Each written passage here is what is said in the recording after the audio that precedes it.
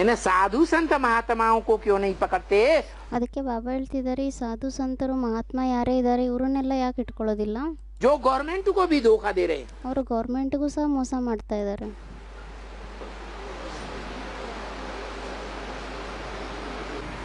पकड़ के छुड़ाए, पकड़ते हैं छुड़ाने के लिए। ಅವ್ರು ಹೇಳ್ತಾ ಇದ್ದಾರೆ ಇಟ್ಕೊಂತಾರೆ ಬಿಡುಗಡೆ ಮಾಡ್ಲಿಕ್ಕೋಸ್ಕರ। पकड़ के छुड़ाए, पकड़ के छोड़ देते हो। ಅದಕ್ಕೆ ಬಾಬಾ ಯಾರು ಹೇಳ್ತಾ ಇದ್ದಾರೆ ಇಟ್ಕೊಂತಾರೆ ಮತ್ತೆ ಬಿಡ್ತಾರೆ ಅಂತ। दुनिया को पकड़ो। ಅದಕ್ಕೆ ಬಾಬಾ ಹೇಳ್ತಾರೆ ಪ್ರಪಂಚದವರನ್ನ ಇಟ್ಕೊಳ್ಳಿ।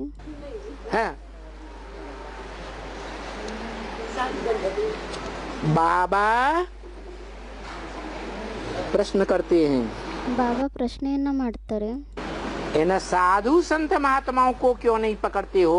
ಈ ಸಾಧು ಸಂತರು ಮಹಾತ್ಮ ಯಾರೇ ಇದ್ದಾರೆ ಇವರನ್ನೆಲ್ಲ ಯಾಕೆ ಇಟ್ಕೊಳ್ಳೋದಿಲ್ಲ? जो गवर्नमेंट को भी ठग रहे हैं। ಅವರು ಗೌರ್ಮೆಂಟ್ ಜೊತೆನೂ ಸಹ ಮೋಸ ಮಾಡ್ತಾ ಇದ್ದಾರೆ। उनका भी उद्धार करने परित्राण करने में आता हूँ। तुम ಅವ್ರದ್ದು ಸಹ ಉದ್ಧಾರ ಮಾಡ್ಲಿಕ್ಕೋಸ್ಕರ ಪರಿತ್ರಾಣ ಮಾಡ್ಲಿಕ್ಕೋಸ್ಕರ ಬರ್ತೀನಿ ನಾನು। ಅದು बाप ने तो भगवान ने तो आकर के ये गीता का ज्ञान दिया। ಭಗವಂತ ಅಂತೂ ಬಂದ್ಬಿಟ್ಟು ಈ ಗೀತೆ ಜ್ಞಾನವನ್ನ ಕೊಡ್ತಾರೆ। भगवान वाच है, ಭಗವಾನ್ ವಾಚ್ ಆಗಿದೆ। मैं इनका भी उद्धार करता हूँ। ನಾನು ಇವ್ರದ್ದು ಸಹ ಉದ್ಧಾರ ಮಾಡ್ತೀನಿ। जो भारत की गवर्नमेंट को भी धोखा देते हैं। ಇವರು ಭಾರತದ ಗೌರ್ಮೆಂಟ್ ಜೊತೆನೂ ಸಹ ಮೋಸ ಮಾಡ್ತಾರೆ।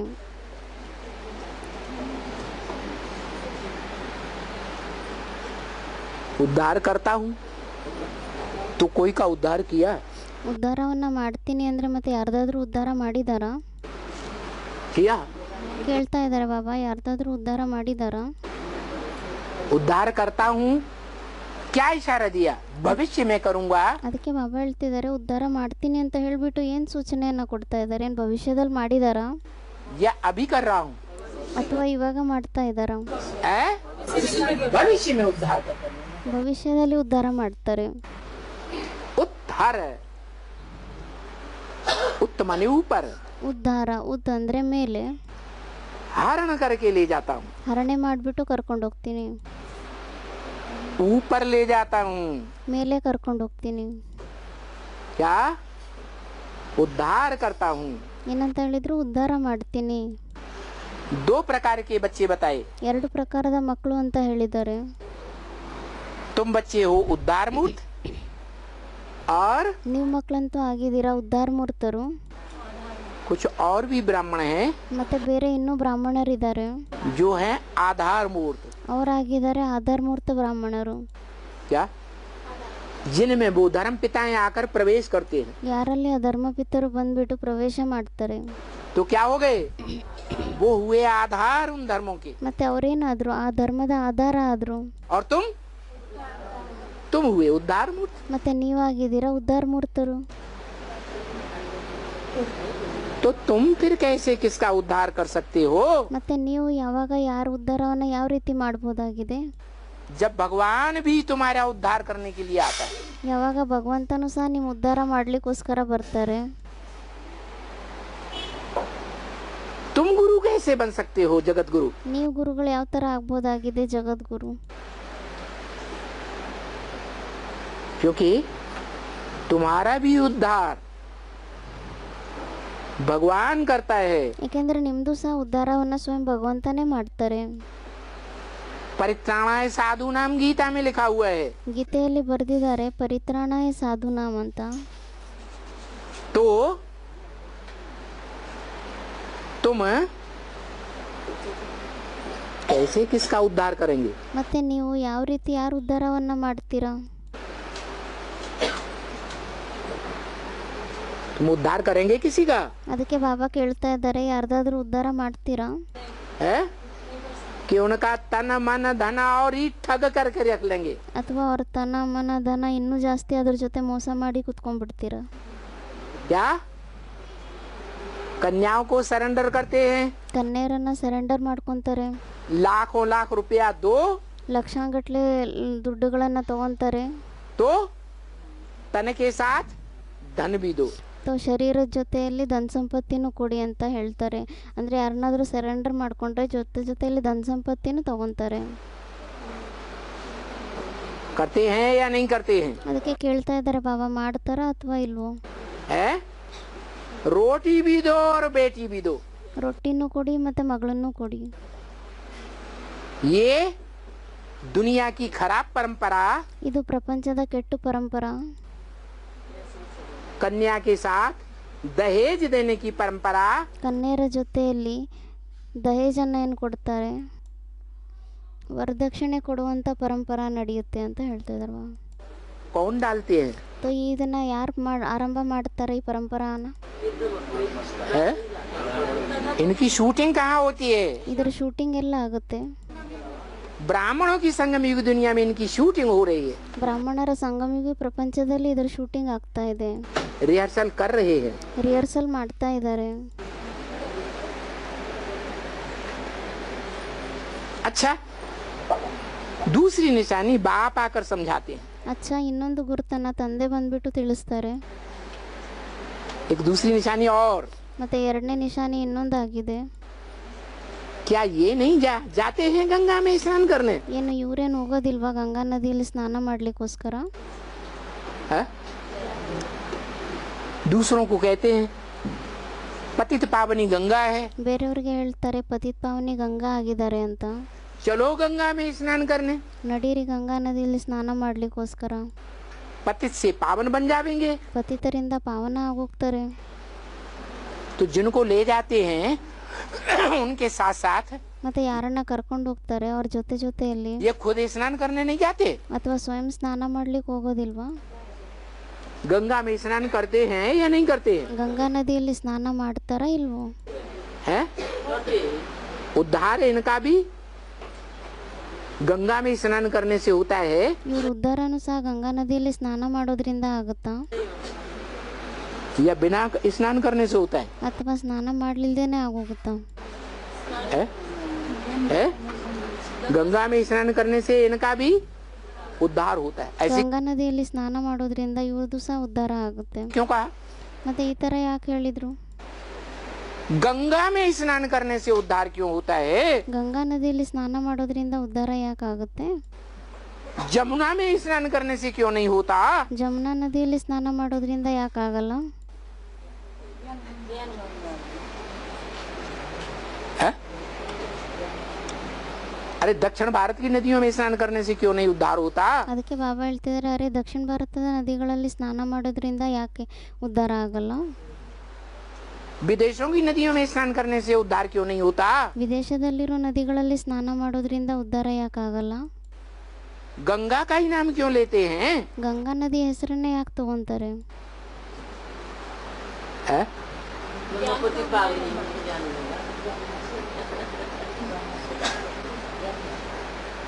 पार्वती से क्या कनेक्शन है? ಪಾರ್ವತಿ ಜೊತೆ ಏನ್ ಕನೆಕ್ಷನ್ ಇದೆ?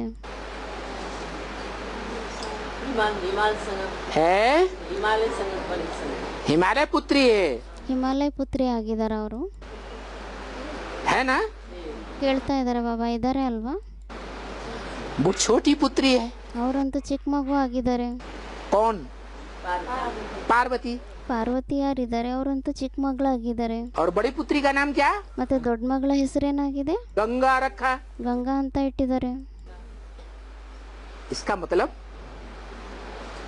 ज्ञान लेने के आधार पर बड़ी पुत्री बनती है. ಇದ್ರ ಅರ್ಥ ಏನಾಯ್ತು? ಜ್ಞಾನ ತಗೊಳ್ಳೋ ಆಧಾರದಿಂದ ಅವ್ರು ದೊಡ್ಡ ಮಗಳಾಗ್ತಾರ. और वो छोटी पुत्री बनती है क्योंकि बाद में ज्ञान लेती है एडवांस. ಮತ್ತೆ ಅವರು ಚಿಕ್ಕ ಮಗಳಾಗ್ತಾರೆ ಯಾಕೆಂದ್ರೆ ಅವ್ರು ಆಮೇಲೆ ಜ್ಞಾನವನ್ನ ತಗೊಂತಾರೆ, ಅಡ್ವಾನ್ಸ್ ಜ್ಞಾನವನ್ನ. तो जिस कन्या ने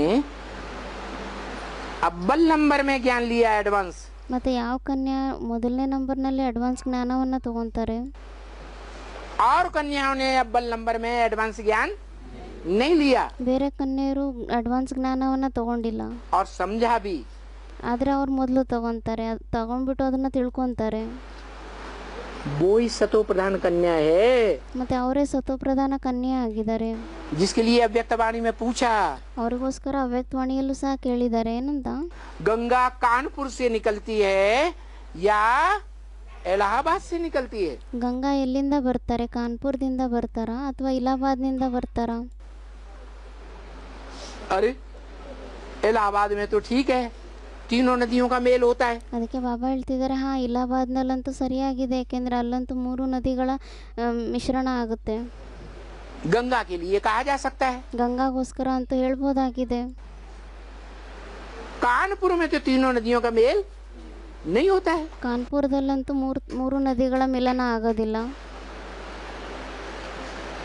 तीनों नदियों का मेल जब कानपुर में होता ही नहीं, ಯಾವಾಗ 3 ನದಿಗಳ ಮಿಲನ ಕಾನ್ಪುರದಲ್ಲಿ ಆಗೋದೇ ಇಲ್ಲ, इलाहाबाद में होता है, ಇಲಾಹಾಬಾದ್ನಲ್ಲಿ ಆಗುತ್ತಾ? जहाँ से गंगा कही जाती है आगे, ಎಲ್ಲಿಂದ ಮುಂದೆ ಗಂಗಾ ಅಂತ ಹೇಳಲಾಗುತ್ತೆ कि जमुना कही जाती है, ಅಥವಾ ಜಮುನಾ ಅಂತ ಹೇಳಲಾಗುತ್ತಾ? सरस्वती कही जाती है? ಸರಸ್ವತಿ ಅಂತ ಹೇಳಲಾಗುತ್ತಾ? नहीं, ಇಲ್ಲ. सरस्वती नाम भी गुम ಸರಸ್ವತಿ ಹೆಸರನ್ನು ಸಹ ಕಳೆದಾಕ್ತಾರೆ, और जमुना नाम भी गुम। ಮತ್ತೆ ಜಮುನಾ ಹೆಸರು ಸಹ ಕಳೆದಾಕ್ತಾರೆ. माने दोनों नदियाँ गंगा में तिरोहित हो गई। ಅಂದ್ರೆ 2 ನದಿಗಳು ಸಹ ಗಂಗಾ ನದಿಗಳಲ್ಲಿ ಮಿಶ್ರಣ ಆಗೋಗುತ್ತೆ. कौन रह गई? गंगा रह गई। ಮತ್ತೆ ಯಾರು ನೋಡ್ಲಿಕ್ಕೆ ಉಳಿತಾರೆ? ಗಂಗಾ ನದಿನೇ ಉಳಿತಾರೆ. तो वो गंगा है ಮತ್ತೆ ಅವರೇ ಗಂಗಾ ಆಗಿದ್ದಾರೆ, जिसमें यमुना नदी क्या काला पानी बहाने वाली, ಅವರಲ್ಲಿ ಯಮುನಾ ನದಿ ಯಾರಿದ್ದಾರೆ? ಕಪ್ಪು ನೀರನ್ನು ಹರಿಸುವಂತವರು. कैसी नदी? ಯಾವ ತರ ನದಿ ಆಗಿದ್ದಾರೆ?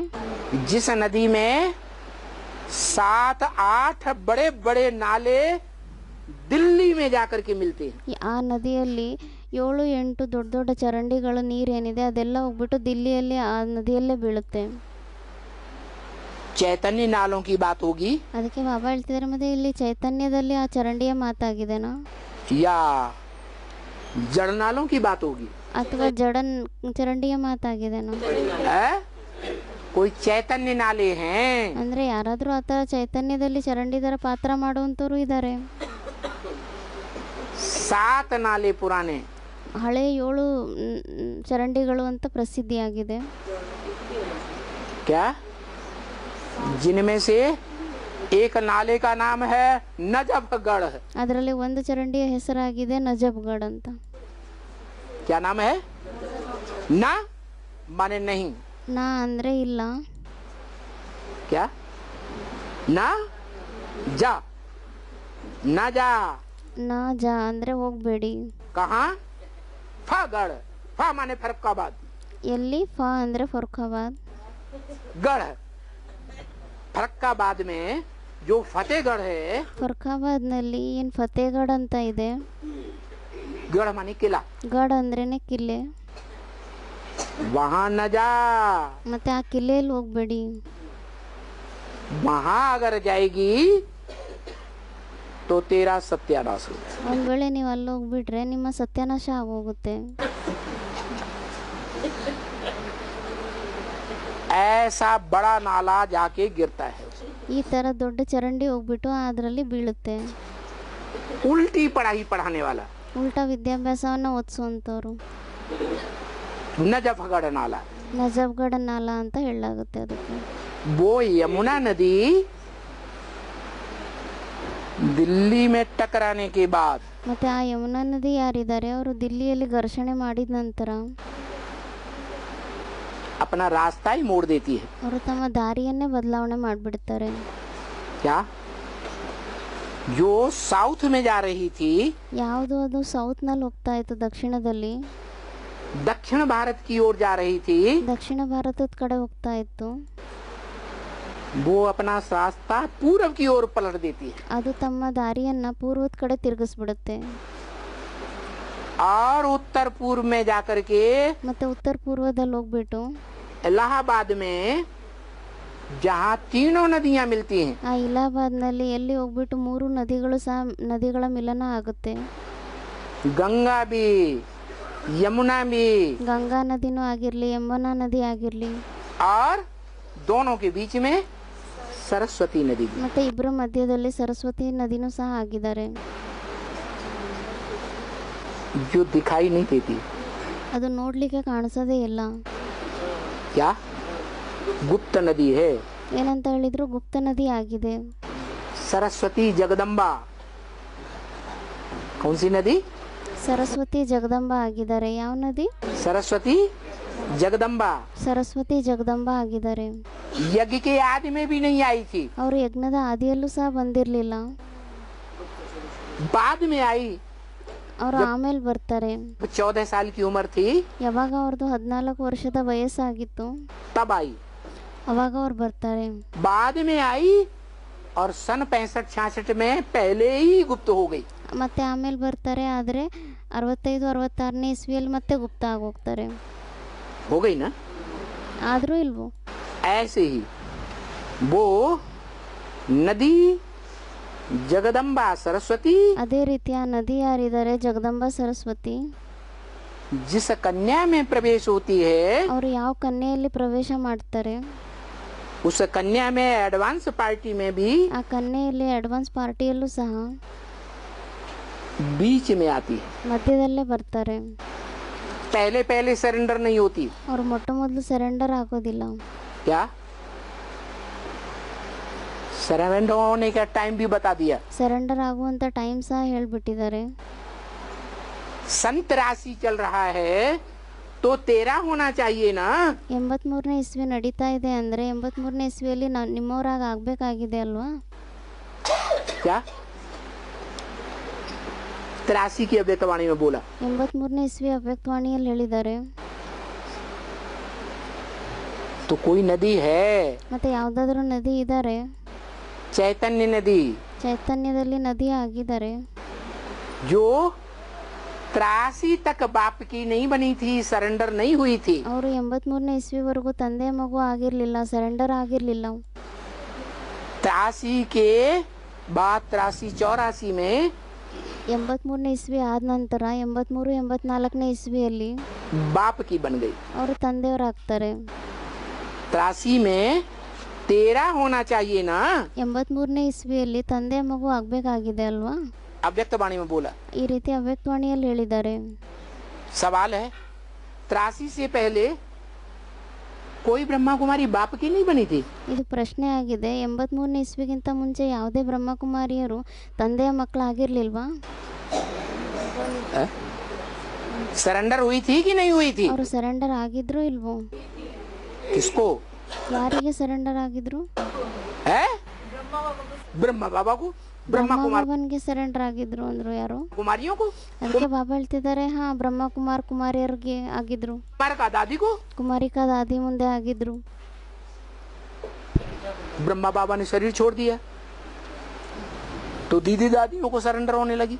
ಬ್ರಹ್ಮ ಬಾಬನ್ ಮುಂದೆ ಸರೆಂಡರ್ ಆಗ್ತಿದ್ರು ಮೊದಲು. ಆದರೆ ಅವ್ರ ಶರೀರ ಬಿಟ್ಟ ಮೇಲೆ ಮತ್ತೆ ದೀದಿ ದಾದಿಯರ ಮುಂದೆ ಸರೆಂಡರ್ ಆಗ್ಲಿಕ್ಕೆ ಆರಂಭ ಮಾಡಿದ್ರು. कोई ब्रह्मा कुमारी बाप को सरेंडर हुई थी? ಯಾವ್ದಾದ್ರು ಬ್ರಹ್ಮಕುಮಾರಿಯರು ತಂದೆ ಮುಂದೆ ಸರೆಂಡರ್ ಆಗಿದ್ರಾ? अरे ब्रह्मा ने ही बाप को नहीं पहचाना ಅದಕ್ಕೆ ಬಾಬಾ ಹೇಳ್ತಿದ್ದಾರೆ, ಅರೆ ಬ್ರಹ್ಮನೇ ತಂದೆನೋ ಗುರುತಿಸ್ಕೊಂಡಿಲ್ಲ, तो ब्रह्मा कुमार कुमारियां बाप को पहचानेंगी? ಮತ್ತೆ ಬ್ರಹ್ಮಕುಮಾರ್ ಕುಮಾರಿಯರು ತಂದೆನೋ ಗುರುತಿಸ್ಕೊಂತಾರ? वो पहचानती ही नहीं है। ಅವರಂತೂ ಗುರುತಿಸ್ಕೊಳ್ಳೋದೇ ಇಲ್ಲ. तो बाप को सरेंडर होने का तो सवाल पैदा ही नहीं हुआ। ಮತ್ತೆ ತಂದೆ ಮುಂದೆ ಸರೆಂಡರ್ ಆಗುವಂತ ಪ್ರಶ್ನೆ ಅಂತೂ ಬರೋದೇ ಇಲ್ಲ. इसलिए कहा 83 में 13 होना चाहिए। ಅದಕ್ಕೋಸ್ಕರ ಹೇಳಿದ್ರು 83ನೇ ಇಸ್ವಿ ನಡೀತಾ ಇದೆ ಅಂದ್ರೆ ತಂದೆಯವರು ಆಗ್ಬೇಕಾಗಿದೆ ಅಂತ.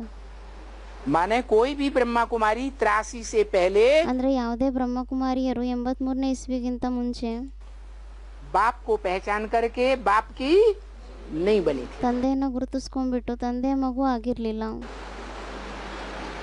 कि वो बाप मनुष्य सृष्टि का प्रजापिता कौन है? ಅಂದ್ರೆ ಆ ತಂದೆ ಯಾರಿದ್ದಾರೆ, ಮನುಷ್ಯ ಸೃಷ್ಟಿಯ ತಂದೆ, ಅವ್ರ ಪ್ರಜಾಪಿತ ಯಾರಾಗಿದ್ದಾರೆ? जिसका प्रत्यक्षता रूपी जन्म ಅವ್ರದ್ದು ಪ್ರತ್ಯಕ್ಷತಾ ರೂಪಿ ಜನ್ಮ सन 76 में मनाया ब्रह्मा कुमारियों ने। 76ನೇ ಇಸ್ವಿಯಲ್ಲಿ ಬ್ರಹ್ಮಕುಮಾರಿಯರು ಆಚರಿಸಿದ್ರು. और बाद में एक समर्पण समारोह में ये भी बता दिया, ಮತ್ತೆ ಆಮೇಲೆ ಒಂದು ಸಮರ್ಪಣೆ ಸಮಾರೋಹ ಆಯಿತು, ಅದರಲ್ಲಿ ಈ ಮಾತನ್ನು ಸಹ ಹೇಳ್ಬಿಟ್ರು.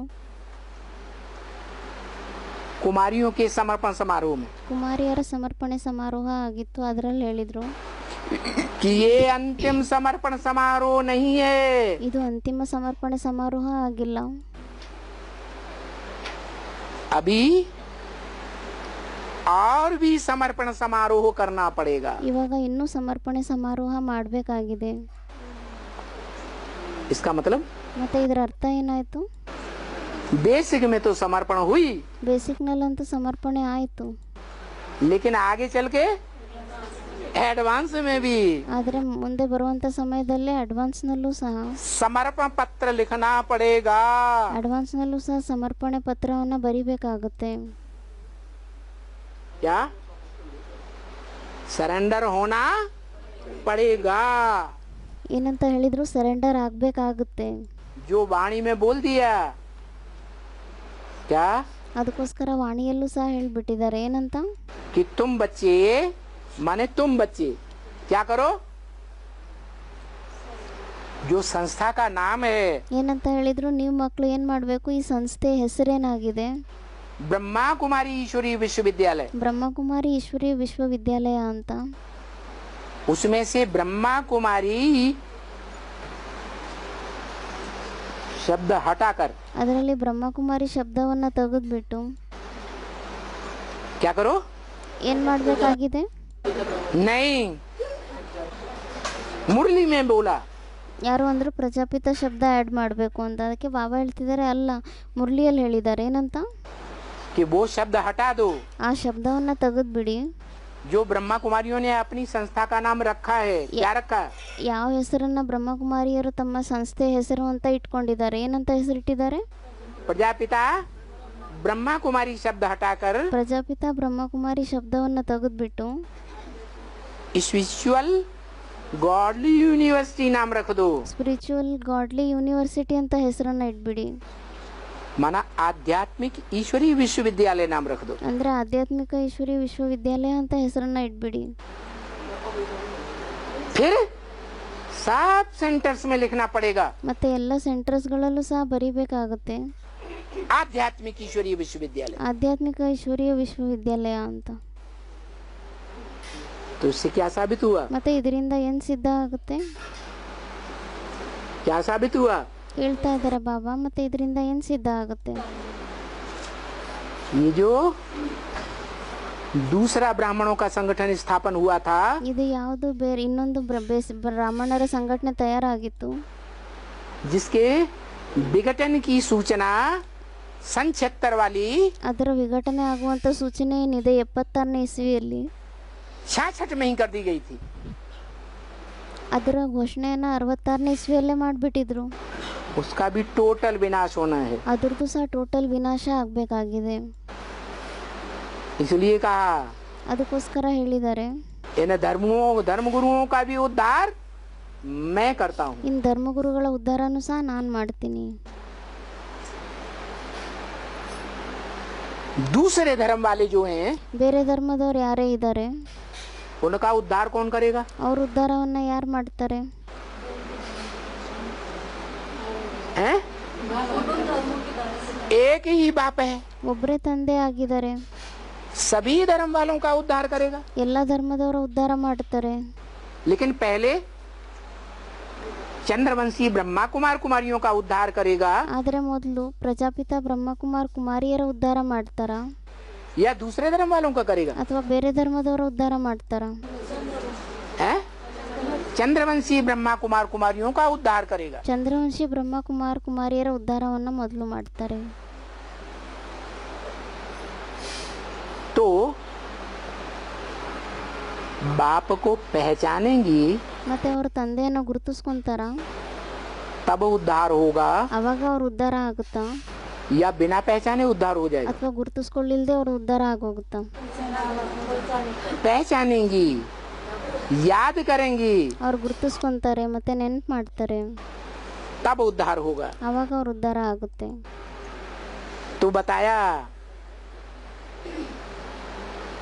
कि ये दूसरी निशानी है ಅದಕ್ಕೆ ಮತ್ತೆ ಹೇಳಿದ್ರು ಇದು ಎರಡನೇ ಗುರುತಾಗಿದೆ. कि तुम उद्धार करता नहीं हो देहधारी धर्मगुरु, ನೀವು ದೇಹದಾರಿ ಧರ್ಮಗುರು ಉದ್ಧಾರ ಮಾಡುವಂತವರಾಗಿಲ್ಲ. जो कहते हो कि गंगा पतित पावनी. ಅದಕ್ಕೋಸ್ಕರ ನೀವು ಹೇಳ್ತೀರಾ ಗಂಗಾ ಪತಿತ ಪಾವನಿ ಆಗಿದ್ದಾರೆ ಅಂತ. जब गंगा पतित पावनी है ಯಾವಾಗ ಗಂಗಾ ಪತಿತ ಪಾವನಿ ಆಗಿದ್ದಾರೆ तो तुम पतित पावन हो या गंगा पतित पावन? ಮತ್ತೆ ನೀವು ಪತಿತ ಪಾವನರಾಗಿದ್ದೀರಾ ಅಥವಾ ಗಂಗಾ ಪತಿತ ಪಾವನಿ ಆಗಿದ್ದಾರಾ? दो बातें या एक बात कहो. ಅದಕ್ಕೆ ಬಾಬಾ ಹೇಳ್ತಾರೆ ಎರಡು ಮಾತುಗಳ ಅಥವಾ ಏನಾದರೂ ಒಂದು ಮಾತನ್ನ ಹೇಳಿ. कौन पतित पावन है? ಯಾರಾಗಿದ್ದಾರೆ ಪತಿತ ಪಾವನ? गंगा पतित पावनी है अगर ये कहते हो ಒಂದ್ ವೇಳೆ ಗಂಗಾ ಪತಿತ ಪಾವನಿ ಆಗಿದ್ದಾರೆ ಅಂತ ನೀವು ಹೇಳಿದ್ರೆ तो गंगा में तुम स्नान करने जाते हो कि नहीं? ಮತ್ತೆ ಗಂಗಾ ನದಿಯಲ್ಲಿ ನೀವು ಸ್ನಾನ ಮಾಡ್ಲಿಕ್ಕೋಸ್ಕರ ಹೋಗ್ತಿರೋ ಇಲ್ವೋ? ओहो, सागर की बात बाद में. ಯಾರು ಸಾಗರದ ಮಾತನ್ನ ಹೇಳ್ತಾ ಇದ್ದಾರೆ ಗಂಗಾ ನದಿನ ಹೋಗ್ಬಿಟ್ಟು ಸಾಗರದಲ್ಲಿ ಸೇರ್ಬಿಡ್ತಾರೆ ಅಂತ. ಅದಕ್ಕೆ ಬಾಬಾ ಹೇಳ್ತಾರೆ ಸಾಗರದ ಮಾತಂತೂ ಆಮೇಲೆ ಬರುತ್ತೆ, ಅದನ್ನ ಬಿಡ್ಬಿಡಿ.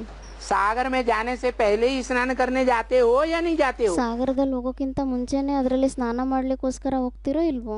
कुंभ के मेले में ಕುಂಭದ ಜಾತ್ರೆ ನಡೆಯುತ್ತೆ, ಕಳಸದ ಜಾತ್ರೆ, ಅದರಲ್ಲಿ जाते हो ना? ಹೋಗ್ತೀರಾ ಅಲ್ವಾ? ಅದರಲ್ಲಿ जब तुम गंगा में स्नान करने जाते हो पतित से पावन बनने के लिए, ಯಾವಾಗ ನೀವು ಗಂಗಾ ನದಿಯಲ್ಲಿ ಸ್ನಾನ ಮಾಡ್ಲಿಕ್ಕೋಸ್ಕರ ಹೋಗ್ತೀರಾ ಪತಿತರಿಂದ ಪಾವನರಾಗ್ಲಿಕ್ಕೋಸ್ಕರ, अपना उद्धार करने के लिए, ತಮ್ಮ ಉದ್ಧಾರವನ್ನ ಮಾಡ್ಕೊಳ್ಳಿಕ್ಕೋಸ್ಕರ ಹೋಗ್ತೀರಾ. तो तुम्हारा उद्धार हुआ या नहीं हुआ? ಮತ್ತೆ ಅದರಿಂದ ನಿಮ್ಮ ಉದ್ಧಾರ ಆಯ್ತು ಅಲ್ವಾ ಅಥವಾ ಇಲ್ವಾ? नहीं हुआ तो ಹಾಗೇ ಇಲ್ಲ. तुम अपन को कैसे कहते हो हम सदगुरु हैं? ಮತ್ತೆ ನೀವು ಸ್ವಯಂನ ಯಾವ ತರ ಹೇಳ್ತೀರಾ ನಾವು ಸದ್ಗುರು ಆಗಿದ್ದೀವಿ ಅಂತ? हम सारी दुनिया का उद्धार करने वाले हैं. ನಾವು ಇಡೀ ಪ್ರಪಂಚದ ಉದ್ಧಾರ ಮಾಡುವಂತವರಾಗಿದ್ದೀವಿ. जगत उद्धार करने वाले जगत गुरु हैं. ಜಗತ್ತಿನ ಉದ್ಧಾರ ಮಾಡುವಂತ ಜಗದ್ಗುರು ಆಗಿದ್ದೀವಿ. तो ये दूसरी बात. ಮತ್ತೆ ಇದಂತೂ ಎರಡನೇ ಮಾತಾಗಿದೆ. क्या ये नहीं जाते हैं गंगा में स्नान करने? ಮತ್ತೆ ಇವ್ರೇನು ಹೋಗೋದಿಲ್ವಾ ಗಂಗಾ ನದಿಯಲ್ಲಿ ಸ್ನಾನ ಮಾಡ್ಲಿಕ್ಕೋಸ್ಕರ? जाते तो हैं, ಹೋಗೋದಂತೂ ಹೋಗ್ತಾರೆ, ये भी जाते हैं, ಇವರು ಸಹ ಹೋಗ್ತಾರೆ. तुमको ले जाते हैं, खुद भी जाते हैं. ನಿಮ್ಮನ್ನ ಕರ್ಕೊಂಡು ಹೋಗ್ತಾರೆ ಮತ್ತೆ ಅವ್ರು ಸ್ವಯಂ ಸಹ ಹೋಗ್ತಾರೆ. क्या करने जाते हैं? ಏನ್ ಮಾಡ್ಲಿಕ್ಕೋಸ್ಕರ ಹೋಗ್ತಾರೆ ಅವರಲ್ಲಿ? गंगा में स्नान करने जाते हैं. ಗಂಗಾ ನದಿಯಲ್ಲಿ ಸ್ನಾನ ಮಾಡ್ಲಿಕ್ಕೋಸ್ಕರ ಹೋಗ್ತಾರೆ. क्या ज्ञान गंगाएं जो हैं ಏನಂತ ಹೇಳಿದ್ರು? ಜ್ಞಾನ ಗಂಗೆಯರು ಯಾರೇ ಇದ್ದಾರೆ आधार मूर्तों में नहीं है ज्ञान सुनाने वाली. ಆಧಾರ ಮೂರ್ತ ಆತ್ಮಗಳಲ್ಲಿ ಇಲ್ವಾ ಜ್ಞಾನವನ್ನ ಹೇಳುವಂತವ್ರು? है ना? ಹೇಳ್ತಾ ಇದ್ದಾರೆ ಬಾಬಾ, ಇದಾರೋ ಇಲ್ವೋ? जैसे बोला अव्यक्त ಇದಾರೆ ಅಲ್ವಾ? वाणी में ಅದಕ್ಕೋಸ್ಕರ ಹೇಳಿದ್ದಾರೆ ಅವ್ಯಕ್ತವಾಣಿಯಲ್ಲಿ कि मनोहर दादी असली यज्ञ की हिस्ट्री सुनाती है. ಮನೋಹರ್ ದಾದಿ ಯಾರಿದ್ದಾರೆ ಅವ್ರು ನಿಜವಾದ ಯಜ್ಞದ ಹಿಸ್ಟ್ರಿಯನ್ನ ಹೇಳ್ತಾರೆ. कौन दादी? ಯಾವ ದಾದಿ ಆಗಿದ್ದಾರೆ? मनोहर दादी. ಮನೋಹರ್ ದಾದಿ. इसका मतलब और दूसरी ब्रह्मा कुमारियां असली हिस्ट्री सुनाती हैं. ಇದ್ರ ಅರ್ಥ ಏನಾಯ್ತು? ಇನ್ನು ಬೇರೆ ಮಿಕ್ಕಿದ ಬ್ರಹ್ಮಕುಮಾರಿಯರು ಯಾರು ಇದ್ದಾರೆ ಅವರು ಯಜ್ಞದ ಹಿಸ್ಟ್ರಿಯನ್ನ ನಿಜವಾದ ಹಿಸ್ಟ್ರಿಯನ್ನ ಹೇಳ್ತಾರ या झूठी हिस्ट्री सुनाती हैं? ಅಥವಾ ಸುಳ್ಳಾಗಿರೋ ಹಿಸ್ಟ್ರಿಯನ್ನ ಹೇಳ್ತಾರ?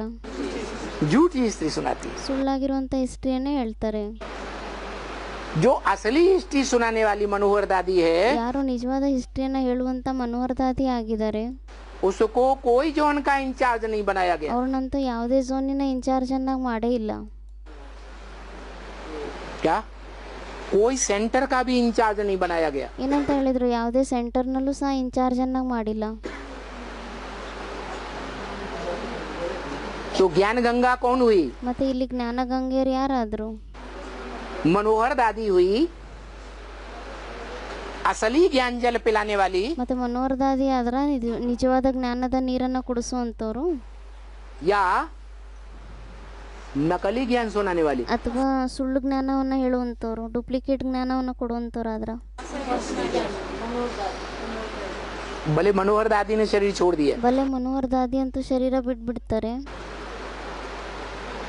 लेकिन पता तो लग गया ಆದ್ರೆ ಗೊತ್ತಾಗೋದಂತೂ ಗೊತ್ತಾಗ್ಬಿಡತ್ತೆ ಅಲ್ವಾ?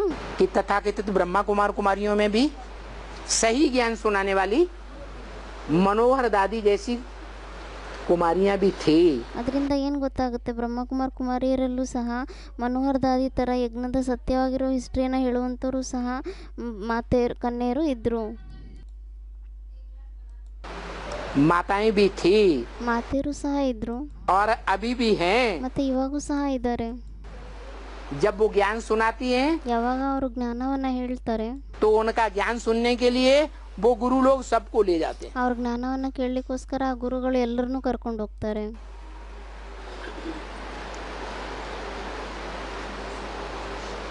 तो देखो पतित पावनी गंगा हुई ಮತ್ತೆ ನೋಡಿ, ಪತಿತ್ ಪಾವನಿ ಗಂಗಾ ಆದ್ರ या पतित पावन बाप है। ಅಥವಾ ಪತಿತ್ ಪಾವನ ತಂದೆ ಆಗಿದಾರ. तो तुम बच्चे समझ गए ना ಮತ್ತೆ ನೀವು ಮಕ್ಕಳು ತಿಳ್ಕೊಂಡ್ಬಿಟ್ಟಿದ್ದೀರಾ ಅಲ್ವಾ, कि बाप पतित पावन है ತಂದೆ ಪತಿತ್ ಪಾವನ ಆಗಿದಾರ या ज्ञान गंगाएं पतित पावनी है। ಅಥವಾ ಜ್ಞಾನ ಗಂಗೆಯರು ಯಾರಿದ್ದಾರೆ ಅವ್ರು ಪತಿತ್ ಪಾವನಿ ಆಗಿದಾರ.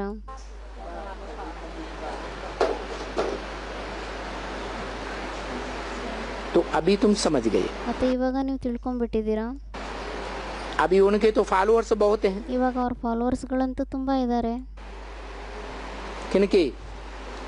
ಯಾರ ಫಾಲೋವರ್ಸ್ ತುಂಬ ಇದ್ದಾರೆ? उन गुरुओं के तो फॉलोअर्स बहुत ಆ हैं। ಗುರುಗಳ ಫಾಲೋವರ್ಸ್ ಅಂತೂ ತುಂಬ ಇದ್ದಾರೆ. उनकी तो बादशाही है एकदम। ಅವ್ರದಂತೂ ಪೂರ್ತಿ ಬಾದಶಾಹಿ ಆಗಿದೆ. क्या? उनकी बादशाही है एकदम। ಅವ್ರದಂತೂ ಬಾದಶಾಹಿ ಆಗಿದೆ ಪೂರ್ತಿ. सारी बादशाही है एकदम। ಅವ್ರದಂತೂ ಪೂರ್ತಿ ಎಲ್ಲ ಬಾದಶಾಹಿನೇ ಆಗಿದೆ. अभी वो बादशाही छोड़ देंगे। ಇವಾಗ ಅವರು ಆ ಬಾದಶಾಹಿಯನ್ನ ಬಿಟ್ಬಿಡ್ತಾರೆ. क्या करेंगे? ಮತ್ತೆ ಏನ್ ಮಾಡ್ಬಿಡ್ತಾರೆ? ऐसा समय अब जल्दी आने वाला है ಈ ತರ ಸಮಯ ಇವಾಗ ಬೇಗನೆ ಬರಬೇಕಾಗಿದೆ. कि वो देहधारी धर्मगुरु ಆ ದೇಹಧಾರಿ ಧರ್ಮಗುರು अपनी बादशाही छोड़ देंगे। ಅವರು ತಮ್ಮ ಬಾದಶಾಹಿಯನ್ನ ಬಿಟ್ಬಿಡ್ತಾರೆ. ಯಾರೋ ಕೇಳ್ತಾ ಇದ್ದಾರೆ, ಬಾಬಾ ಯಾವಾಗಿಂದ ಬಿಡ್ತಾರೆ ಅಂತ. अभी तो बताया, उनको समझाने तुम क्यों नहीं जाते हो? ಇವಾಗ ಹೇಳಿದ್ರಲ್ವಾ, ಅವ್ರಿಗೆ ತಿಳಿಸ್ಲಿಕ್ಕೋಸ್ಕರ ನೀವು ಯಾಕೆ ಹೋಗೋದಿಲ್ಲ? हैं? तुम दुनिया वालों को क्यों सुनाते हो? ನೀವು ಪ್ರಪಂಚದವ್ರಿಗೆ ಯಾಕೆ ಹೇಳ್ತೀರಾ? उन देहधारी धर्मगुरुओं को क्यों नहीं जाके समझाते? ಆ ದೇಹಧಾರಿ ಧರ್ಮಗುರುಗಳ ಹತ್ರ ಹೋಗ್ಬಿಟ್ಟು ಯಾಕೆ ತಿಳಿಸೋದಿಲ್ಲ? हैं? ಅವ್ರು ಹೇಳ್ತಿದಾರೆ ನಾವು ತಿಳಿಸ್ತೀವಿ, ಆದ್ರೆ ತಿಳ್ಕೊಳ್ಳೋದೇ ಇಲ್ಲ ಅವರು. रुको, ಅವ್ರಂತೂ ಹೇಳ್ತಾರೆ ನಮ್ಗಂತೂ ಕೇಳಂಗಿಲ್ಲ, ನಾವು ಬೇಡ ಬೇಡ ನಮ್ಗೆ ಹೇಳೋದು ಬೇಡ ಅಂತಾರೆ. शिव बाप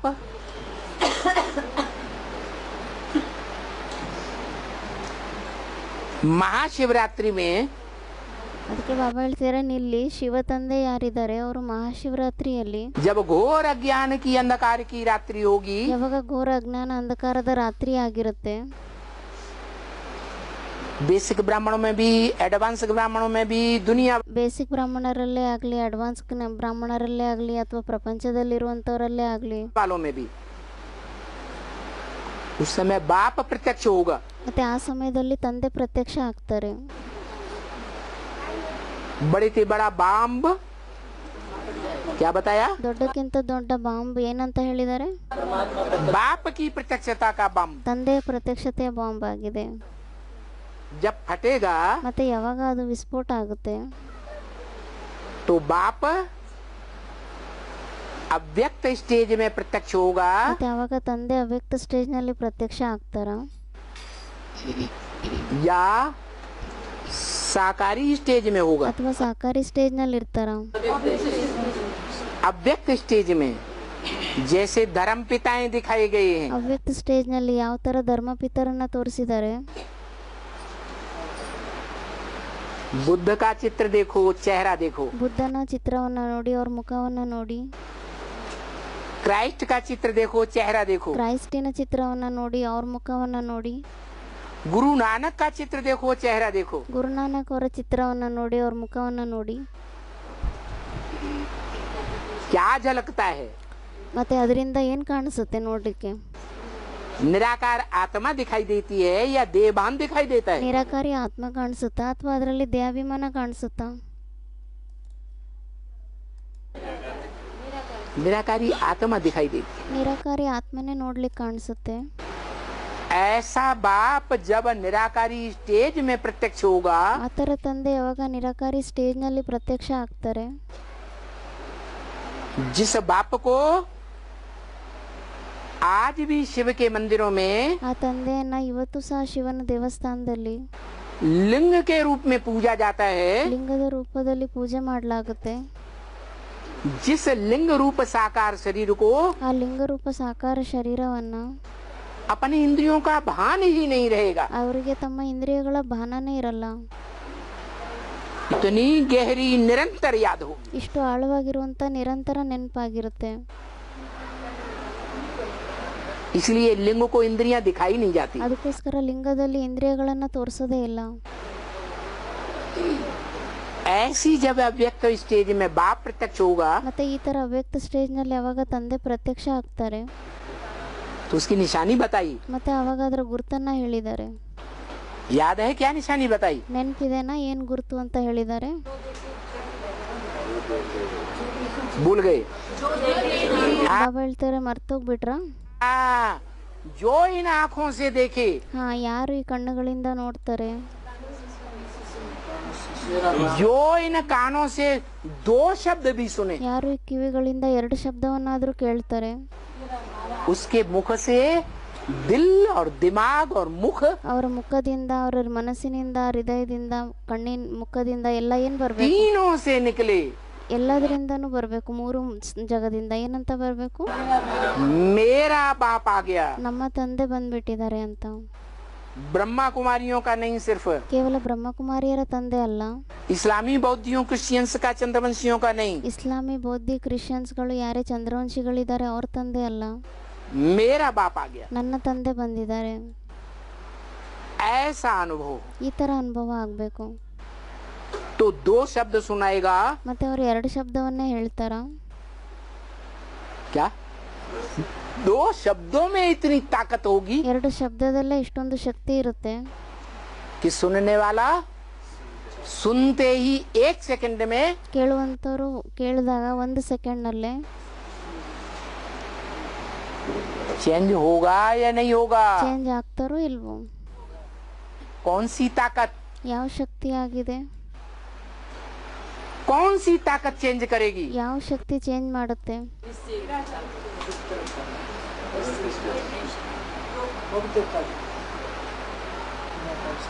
वो माता कहती है कि हम तो इतना सुनाते हैं, वो सुनती नहीं, कान बंद कर ಆ ಮಾತಾಜಿ ಹೇಳ್ತಾ ಇದ್ದಾರೆ, ನಾವಂತೂ ಇಷ್ಟೊಂದು ಹೇಳ್ತೀವಿ ಆದ್ರೆ ಅವರಂತೂ ಕೇಳೋದೇ ಇಲ್ಲ, ಕಿವಿಯನ್ನ ಮುಚ್ಕೊಂಡ್ಬಿಡ್ತಾರೆ.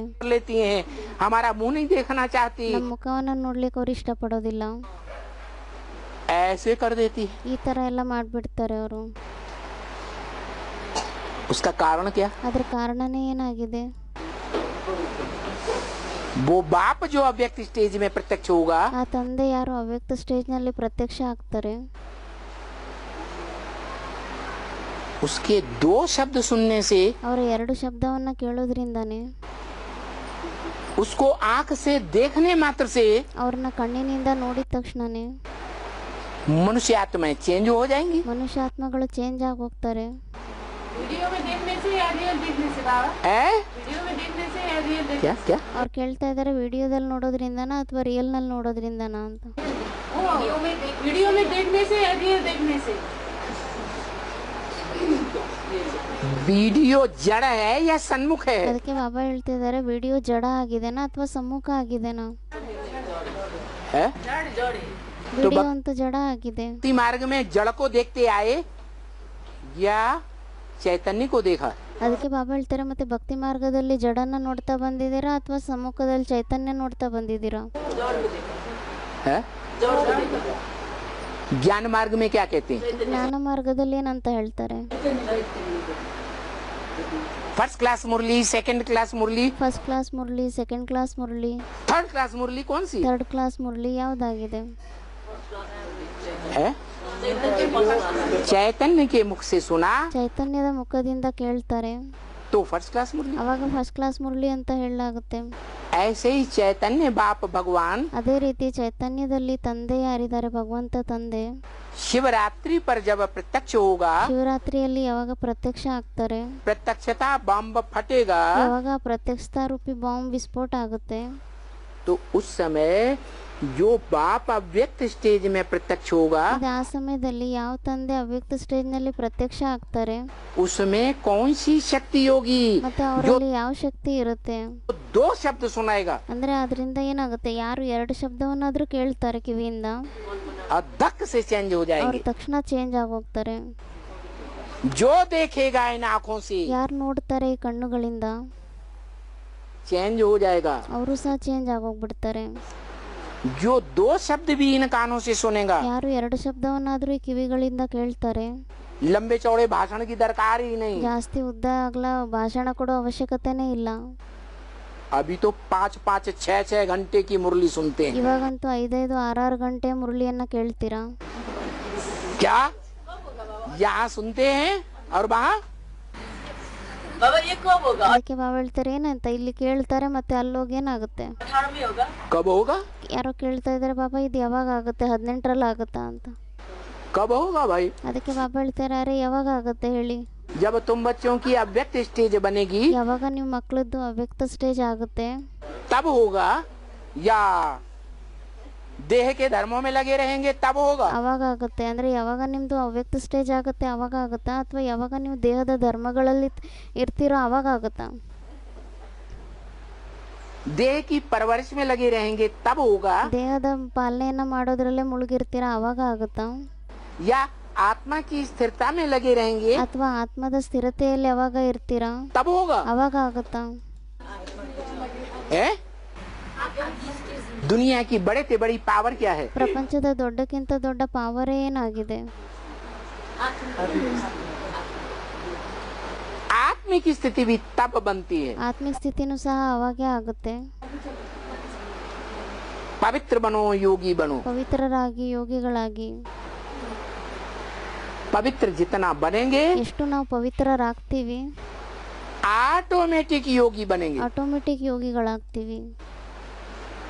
दुनिया की बड़े से बड़ी पावर है जिससे दुनिया के सारे अच्छे से अच्छे ಪ್ರಪಂಚದ ದೊಡ್ಡಕ್ಕಿಂತ ದೊಡ್ಡ ಪಾವರ್ ಆಗಿದೆ. ಆ ಪಾವರ್ನಿಂದ ಪ್ರಪಂಚದಲ್ಲಿರೋ ಪ್ರತಿಯೊಂದು ಕೆಲಸಗಳು, ಒಳ್ಳೇದಕ್ಕಿಂತ ಒಳ್ಳೆ ಕೆಲಸಗಳು और बुरे से बुरे कर्म होते ಮತ್ತೆ हैं, ಕೆಟ್ಟಕ್ಕಿಂತ ಕೆಟ್ಟ ಕರ್ಮಗಳು ಏನೇ ಆಗುತ್ತೆ ಪ್ರಪಂಚದಲ್ಲಿ, वो है प्योरिटी। ಅದಾಗಿದೆ ಪ್ಯೂರಿಟಿ. जालंधर जैसा भयंकर राक्षस ಜಾಲಂಧನ್ ತರ ಭಯಂಕರವಾಗಿರುವಂತ ರಾಕ್ಷಸ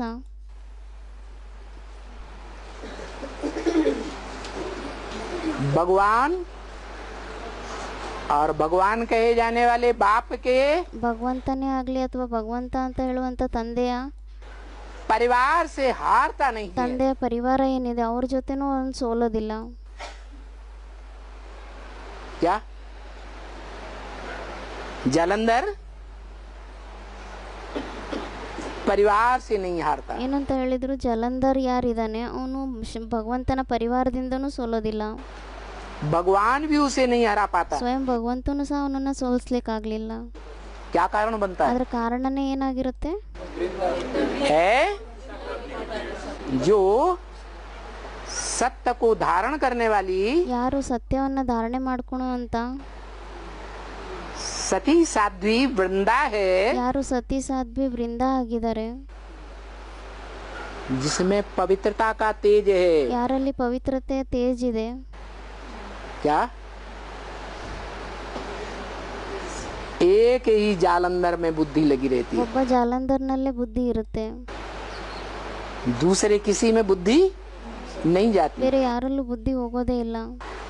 एक का सत्य धारण करती है। ಅವರು ಒಬ್ಬರ ಸತ್ಯವನ್ನ ಧಾರಣೆ ಮಾಡ್ಕೊಂತಾರೆ.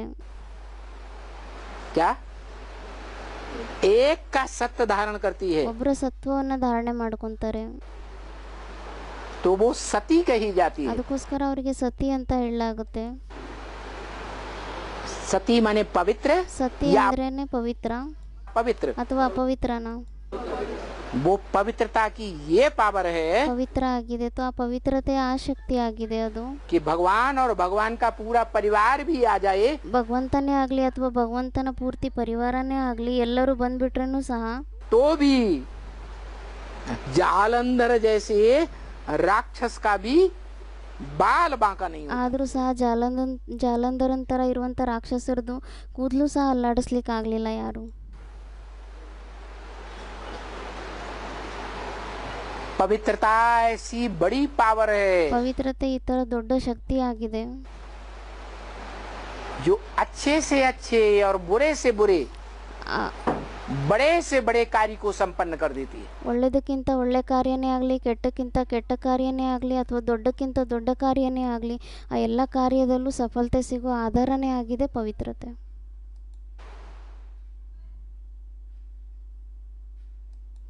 ಓಂ ಶಾಂತಿ. ಇವತ್ತಿಂದು ವಿಸಿಡಿ ನಂಬರ್ ಆಗಿತ್ತು 2362, ಕಾಠ್ಮಂಡು ನೇಪಾಲ್. ಮುರಳಿ ತಾರೀಕಾಗಿತ್ತು 10-11-66. ನುಡಿಸಿರುವಂಥ ತಾರೀಕು 3/7/2017. ಓಂ ಶಾಂತಿ.